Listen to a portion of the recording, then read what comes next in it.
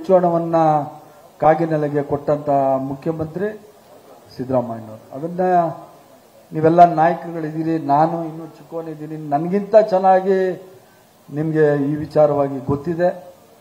ಅದರ ಜೊತೆಗೆ ಹಲವಾರು ಜನ ಈ ಬಿಲ್ಡಿಂಗ್ ಅಲ್ಲಿ ಕಟ್ಟಡದಲ್ಲಿ ಬಾಡಿಗೆಗಿದ್ರು, ವಕೀಲರುಗಳಿದ್ರು, ಟ್ರಾವೆಲ್ಸ್ ಇದ್ರು.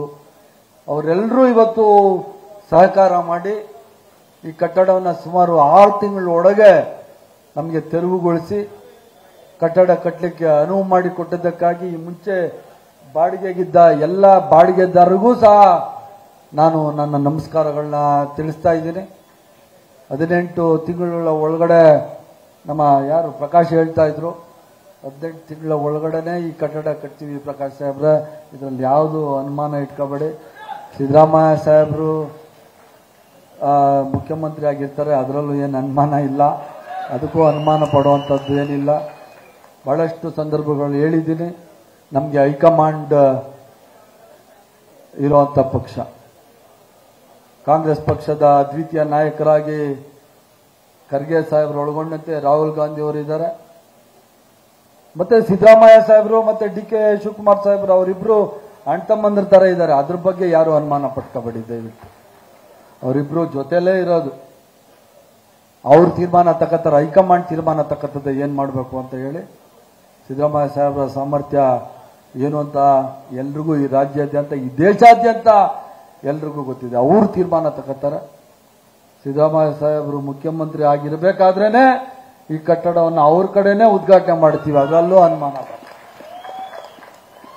ನಿಮ್ಮೆಲ್ಲರ ಸಹಕಾರ, ನಿಮ್ಮೆಲ್ಲರ ಪ್ರೀತಿ, ನಿಮ್ಮೆಲ್ಲರ ವಿಶ್ವಾಸ ಇದೇ ತರ ಕರ್ನಾಟಕ ಕುರುಬರ ಸಂಘ ಮೇಲೆ ಇರಲಿ.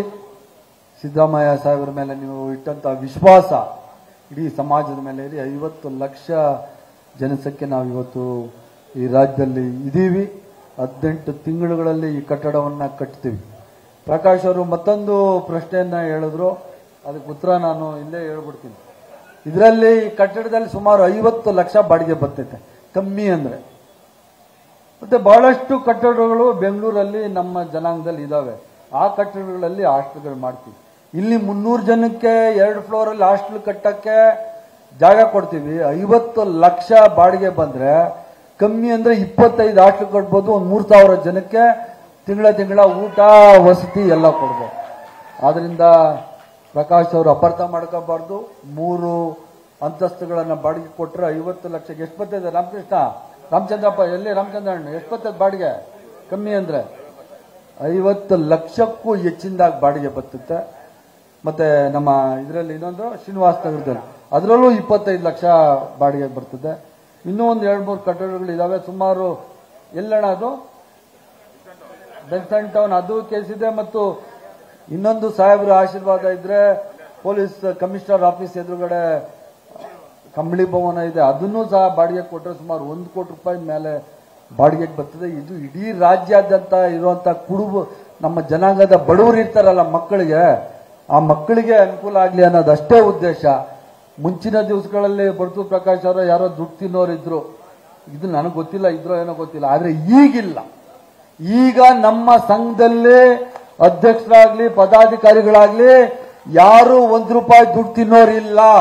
ಎಲ್ಲರೂ ಅವರ ಶಕ್ತ್ಯಾನುಸಾರವಾಗಿ ದುಡ್ಡು ಹಾಕೋರೇ ಹೊರತು ದುಡ್ಡು ತಿನ್ನೋರು ನಮ್ಮ ಸಂಘದಲ್ಲಿ ಇಲ್ಲ ಅಂತ ನಾನು ಈ ಸಂದರ್ಭ, ಯಾಕಂದ್ರೆ ನಾನು ಒಂದು 15 ವರ್ಷದಿಂದ ಅವರು ಆಗು ಹೋಗುಗಳು ನೋಡ್ತಾ ಇದ್ದೀವಿ. ಯಾರೂ ದುಡ್ಡು ತಿನ್ನೋರಿಲ್ಲ. ರಾಮಚಂದ್ರಪ್ಪನವರು ಇದ್ದಾರೆ, ಎಲ್ಲಿ ನಮ್ಮ ಅಧ್ಯಕ್ಷರು, ಎಲ್ರಿ ಅಧ್ಯಕ್ಷರು? ಈರಣ್ಣ ಅಧ್ಯಕ್ಷರಿದ್ದಾರೆ, ನಮ್ಮ ರಾಮಕೃಷ್ಣ, ನಮ್ಮ ಸುಬ್ಬಣ್ಣ, ಸೋಮಣ್ಣ, ನಮ್ಮ ಅಧ್ಯಕ್ಷರು ಕೃಷ್ಣಮೂರ್ತಿ, ಬಸವರಾಜು, ರಾಮಕೃಷ್ಣ, ಎಲ್ಲರೂ ಸಮಾಜಕ್ಕೆ ದುಡ್ಡು ಕೊಡೋರೇ ಹೊರತು ದುಡ್ಡು ತಗೊಳೋರು ಯಾರು ಇಲ್ಲ. ಆದ್ರಿಂದ ಇದ್ರ ಬಗ್ಗೆ ಅನುಮಾನ ಬೇಡ ಅಂತ ನಾನು ಈ ಸಂದರ್ಭದಲ್ಲಿ ಹೇಳಿ, ಇಡೀ ರಾಜ್ಯಾದ್ಯಂತ ದಯವಿಟ್ಟು ದೇವಸ್ಥಾನಗಳು ಕಟ್ಟೋದು ನಿಲ್ಲಿಸಿ. ನಾನು ಪ್ರತಿ ಸಂದರ್ಭದಲ್ಲಿ ಹೇಳಲಿಕ್ಕೆ ಹೋಗ್ತಾ ಇರ್ತೀನಿ, ದಯವಿಟ್ಟು ನಮ್ಮ ಸಮಾಜದವರು ದೇವಸ್ಥಾನಗಳು ಕಟ್ಟೋದನ್ನ ನಿಲ್ಲಿಸಿ, ಇರೋ ದೇವಸ್ಥಾನಗಳನ್ನ ಪೂಜೆ ಮಾಡಿ, ದೇವಸ್ಥಾನಗಳ ಬದಲಾಗಿ ಶಾಲೆಗಳನ್ನ ಕಟ್ಟಿ, ಹಾಸ್ಟೆಲ್ಗಳು ಕಟ್ಟಿಸಿ, ಹಾಸ್ಪಿಟಲ್ ಕಳಿಸಿ, ನಮ್ಮ ಕುರುಬ ಜನಾಂಗದ ಮಕ್ಕಳಿಗೆ ಓದಲಿಕ್ಕೆ ಅವಕಾಶ ಮಾಡಿಕೊಡಿ. ನನ್ನ ಕೈಯಲ್ಲಿ ಆದಂತ ಸಹಾಯ ನಾನು ಮಾಡ್ತೀನಿ. ಸನ್ಮಾನ್ಯ ಮುಖ್ಯಮಂತ್ರಿಗಳು ಹೇಳಿದ್ರೆ ಯಾರೂ ದಾನಿಗಳಿಲ್ಲ ಅಂತ ಹೇಳಲ್ಲ. ಆದ್ರಿಂದ ಈ ಮುಂದಿನ ದಿವಸಗಳಲ್ಲಿ ಇಡೀ ರಾಜ್ಯಾದ್ಯಂತ ನಮ್ಮ ಇಡೀ ಸಮಾಜದ ಹಾಸ್ಟೆಲ್ಲು, ಸ್ಕೂಲ್ಸು, ಹಾಸ್ಪಿಟಲ್ಸ್ ಕಟ್ಟಕ್ಕೆ ನಮ್ಮ ಸೋಮಣ್ಣ ಹೇಳ್ತಾವನು 25% ನಾನು ಕೊಡ್ತೀನಿ ಅಂತ ಹೇಳಿದೀನಿ. ನನ್ನ ಸ್ವಂತ ಹಣದಲ್ಲಿ, ಯಾವುದು ಸರ್ಕಾರಿ ಹಣ ಅಲ್ಲ. ನೀವು 10 ಲಕ್ಷ ರೂಪಾಯಿ ಹಾಕಿದ್ರೆ 2.5 ಲಕ್ಷ ಕೊಡ್ತೀನಿ, 1 ಕೋಟಿ ರೂಪಾಯಿ ಹಾಕಿದ್ರೆ 75 ಲಕ್ಷ ನೀವು ಕೊಡಬೇಕು, 25 ಲಕ್ಷ ನಾನು ಕೊಡ್ತೀನಿ ಅಂತ ಹೇಳಿ ಅದೇ ತರ ಇಡೀ ರಾಜ್ಯದಲ್ಲಿ ನಾವು ಮಾಡೋಣ ಅಂತ ನಾನು ಈ ಸಂದರ್ಭದಲ್ಲಿ ಹೇಳಿ, ನಮಗೆ ಇಡೀ ಸಮಾಜಕ್ಕೆ ಮಾದರಿಯಾದಂಥ ಮುಖ್ಯಮಂತ್ರಿಗಳು, ಸಮಾಜದ ಜೊತೆಗೆ ಇಡೀ ರಾಜ್ಯಕ್ಕೆ 7.5 ಕೋಟಿ ಜನಾಂಗದಲ್ಲೂ ಸಹ ಬಡವರು ಎಲ್ಲ ಸಮಾಜದಲ್ಲಿ ಇದ್ದಾರೆ. ಆ ಎಲ್ಲ ಬಡವರು ಸಿದ್ದರಾಮಯ್ಯ ಸಾಹೇಬರಿಗೆ ಅವ್ರ ಜಾತಿಯವರು ಅಂತಾನೆ ಹೇಳ್ಬೋದು.